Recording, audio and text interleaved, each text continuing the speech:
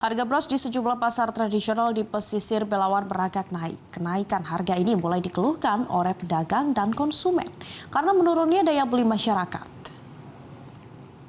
Sejumlah ibu rumah tangga mengeluhkan dampak kenaikan harga beras di pasar tradisional saat ini.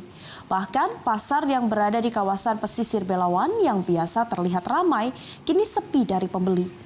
Harga beras berukuran 5 kg saat ini telah menembus harga Rp65.000 dari sebelumnya Rp50.000. Sementara itu, menyikapi kenaikan harga, warga Belawan saat ini menyiasati keuangan mereka dengan membeli eceran per 1 kg.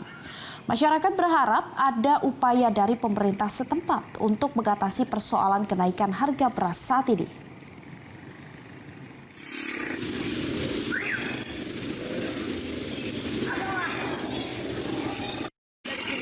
Jelajahi cara baru mendapatkan informasi. Download Metro TV Extend sekarang.